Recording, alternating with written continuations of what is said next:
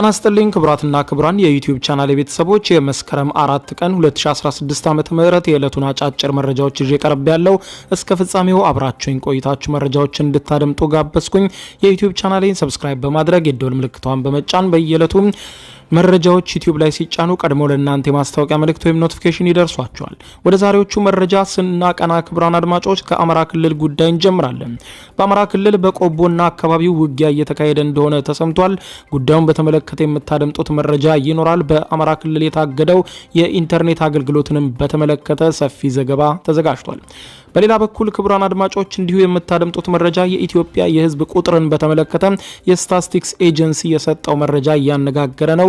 ይህንን የኢትዮጵያ ሕዝብ ቁጥር ስንት ነው የሚለውን ጉዳይ ተከትሎ አነጋጋሪውን ጉዳይ የምታደምጡት መረጃ ይኖራል። በሌላ በኩል በቲክቶክና በሌሎችም የማህበራዊ ትስስር ገጾች ላይ የጤና ሙያና ፈቃድ ሳይኖራቸው የጤና ነክ ምክሮችንና መረጃዎችን የሚሰጡ አካላትን የኢትዮጵያ የጤና ሚኒስቴር ማሳሰቢያ ሰጥቷል። ጉዳዩን በተመለከተ የምታደምጡት አጠር ያለ ዘገባ ይኖራል።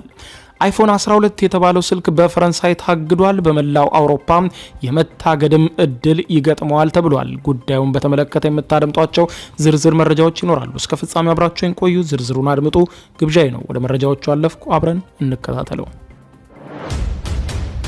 በቅድሚያ የኢትዮጵያ ሕዝብ ቁጥር ከ120 ሚሊዮን በላይ ደርሷል እየተባለ በተደጋጋሚ የሚገለጸው መረጃ የተሳሳተ ነው ሲል የኢትዮጵያ ስታቲስቲክስ አገልግሎት አስታወቀ። የኢትዮጵያ ሕዝብ ቁጥር አሁን ላይ 107 ሚሊዮን ነው ብሏል።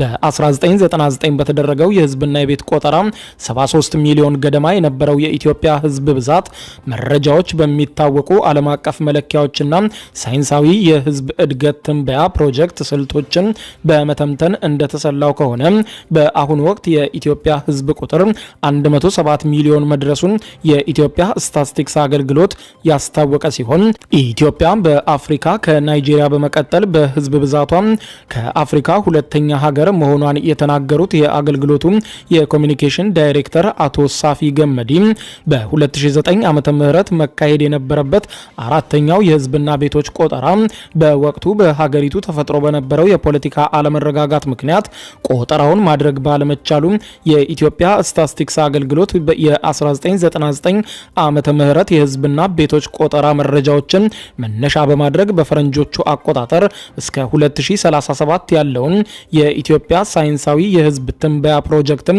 አዘጋጅቷል ብለዋል። በዚህ መሰረትም በተጠናቀቀው የ2015 ዓመተ ምህረት የኢትዮጵያ ህዝብ ብዛት 107 ሚሊዮን መድረሱን የተናገሩት አቶ ሳፊ ገመዲ በተለያዩ ተቋማትና ግለሰቦች አማካኝነት የኢትዮጵያ ህዝብ ብዛት ከ120 ሚሊዮን በላይ እንደሆነ ተደርጎ የሚገለጸው ግን ስህተት ነው ሲሉ አስተባብለዋል።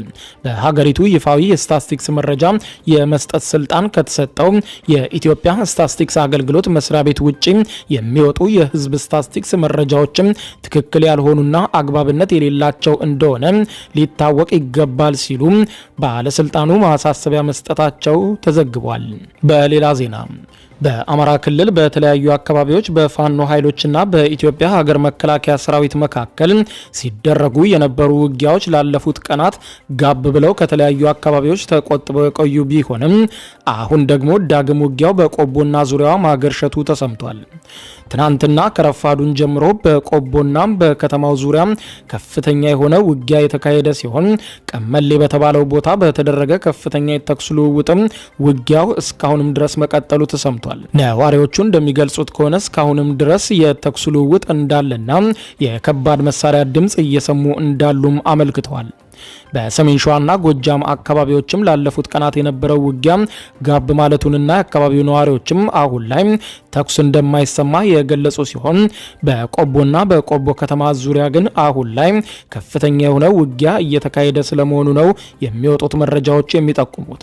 ይህ በዚህ እንዳለ በአማራ ክልል የተፈጠረውን አለመረጋጋት ተከትሎ ኢንተርኔት በመቋረጡ በሰብአዊ ማህበራዊና ኢኮኖሚያዊ አገልግሎቶች ላይ ተጽዕኖ ማሳደሩ እየተዘገበ ሲሆን በክልሉ የተቀሰቀሰውን ግጭት ተከትሎ የኢንተርኔት አገልግሎት ከተቋረጠ አንድ ወር ከሁለት ሳምንት ማስቆጠሩን የዘገበው የአሜሪካ ድምጽ ራዲዮ በክልሉም ሆነ በኢትዮጵያ በተለያዩ ጊዜያትም የፖለቲካም ሆነ የብሔርና የሃይማኖት ግጭቶችና አለመግባባቶች ሲከሰቱ የኢንተርኔት አገልግሎት መቋረጡ አዲስ እንዳልሆነ ጠቅሶ በክልሉ በሚገኘው የህብረተሰብ ጤና ኢንስቲትዩት የደሴ ቅርንጫፍ ዳይሬክተር አንተነህ ደመላሽ መሰል መቆራረጦችም ተቋማቸው ከህሙማን ላይ ናሙና ለመውሰድም ሆነ ውጤቱንም ለማሳወቅ ከፍተኛ እክል እንደተፈጠረባቸው ሲገልጹ መቆራረጡ ተጽዕኖ ያሳደረው በሁለት መስኮች ላይ መሆኑን በማንሳት አንደኛው ጉዳይ ኤችአይቪ ቫይረስ በደማቸው ውስጥ ያለባቸው ሰዎች የቫይረሱ መጠን በየጊዜው ናሙና እየተወሰደና መጠኑም እየታወቀ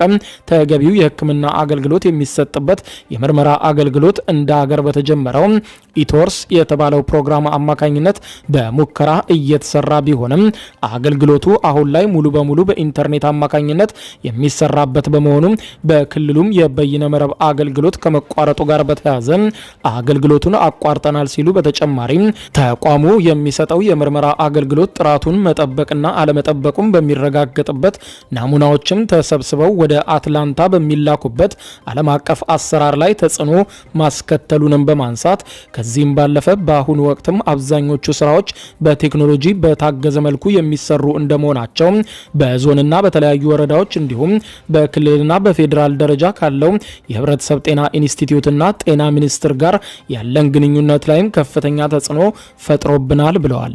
በሌላ በኩል የደሴ ከተማ አስተዳደር ገቢዎች መምሪያ ኃላፊ አቶ መላኩ ሚካኤል በኢንተርኔት መቋረጥ ምክንያትም የገቢ ማሰባሰብ ስራቸው መደናቀፉን ገልጸው እነዚህ ነገር ግን ሌሎች አማራጮችን በመጠቀም ስራዎችን ለመቀጠል እንደተገደዱ ያስታወቁ ሲሆን አሰራራችንም የሚታገዘው በተለያዩ ቴክኖሎጂዎች አማካኝነት በመሆኑ ለወትሮው የነበረው የክትትልና ድጋፍ ቁጥጥር ስራዎችን መቀዛቀዛቸውን ተቋሙ ከወረቀት ንክኪ ወደ ሆኑ የድሮ አሰራሮችም እየገባ ባለበት በዚህ ወቅትም የኢንተርኔት አገልግሎት መቋረጥ በተለይም ከክሊራንስና ማደሻ ጋር በተያያዘ አገልግሎት ላይ ከፍተኛ ተጽዕኖ መፍጠሩን በማንሳት ተቋሙ ሌሎች አማራጮችን በመጠቀም አገልግሎቶችን ለማስቀጠል እየሞከርን ነው ብለዋል። የኢንተርኔት አገልግሎት መቋረጥ በመማር ማስተማር በምርምር ስራዎችም ላይ ተጽዕኖ መፍጠሩን የገለጹት በወሎ ዩኒቨርሲቲ የታሪክና ቅርስ አስተዳደር ትምህርት ክፍል መምህር የሆኑት ዶክተር አለማየሁ እርቂሁን በበኩላቸው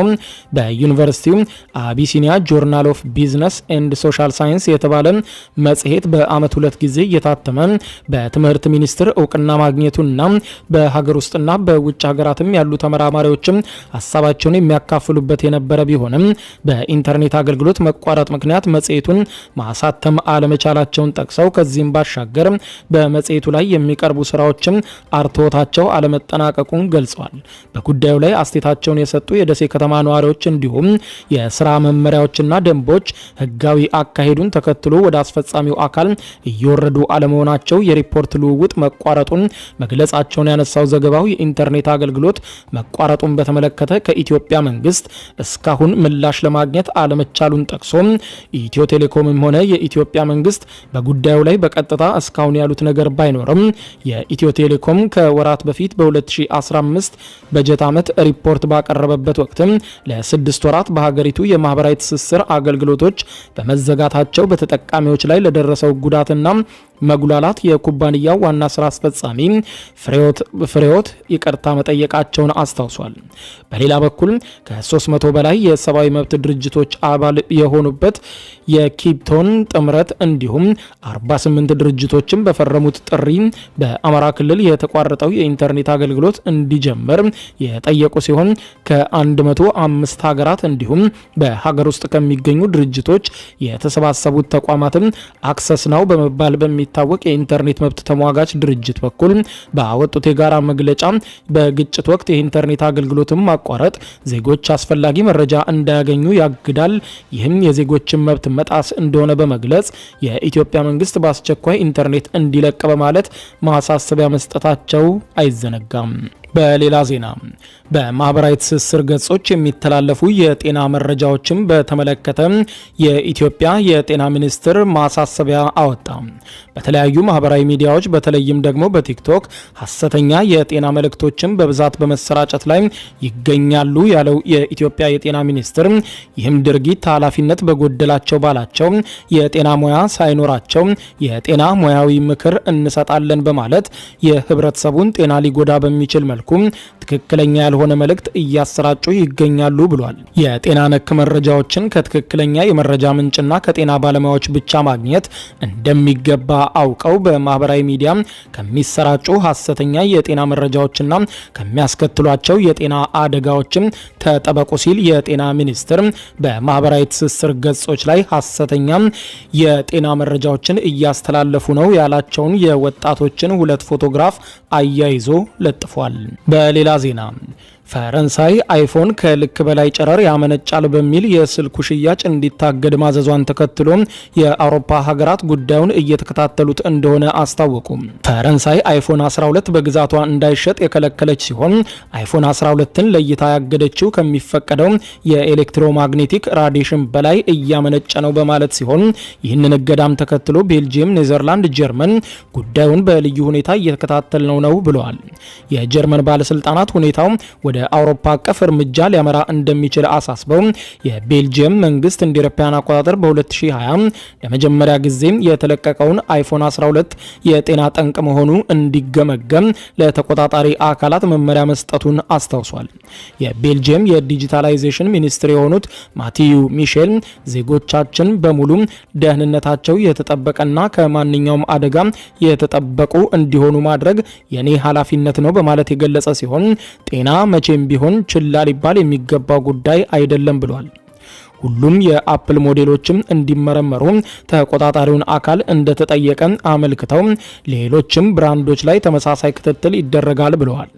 የኔዘርላንድ ዲጂታል መሰረተ ልማት ኤጀንሲ በፈረንሳይ ምርመራ ላይ በመመርኮዝ ከልክ በላይ የጨረር መጠን እንደሚያመነጭ ጥርጥር የለውም ያለ ሲሆን አፕልንም እንደሚያነጋግር በጉዳዩ ዙሪያ አስታውቋል። ነገር ግን ምንም አጣዳፊ የደህንነት ስጋት የለም ብሏል። የጀርመን የቴሌኮም አገልግሎት አቅራቢ ተቋም እንዳስታወቀው የፈረንሳይ ምርመራ በሁሉም የአውሮፓ ህብረት አባል ሀገራት ላይ የሚተገበሩ እርምጃዎችን ሊያስወስድ ይችላል ብሏል። አፕል በፈረንሳይ እግዱን ከሰማ በኋላ ለቢቢሲ በሰጠው ቃለ ምልልስ አይፎን 12 የጨረራ መጠኑ በሰዎች ላይ ጉዳት እንደማያስከትል በመላው ዓለም ባሉ ተቆጣጣሪዎቻችን እውቅና አግኝቷል ሲል ሰጥቷል። በሌላ መረጃ አፕል አዲሱን አይፎን 15ን ከዛሬ ጀምሮ ማዘዝ እንደሚቻል ያስታወቀ ሲሆን አዲሱ ምርትም እንደየአይነቱ በተለያየ የገንዘብ መጠን ለገበያ እንዳቀረበውም አስታውቋል። ክቡራን አድማጮች ለሰዓቱ ብታደምጧቸው መልካም ናቸው ያልኳቸው አጫጭር መረጃዎች የሰማ ቸው ነበሩ። ከሰዓታት በኋላ በሌላ መረጃ ተመልሰን እስከምንገናኝ በያለንበት የዓለም ዳር ቸር እንቆይ።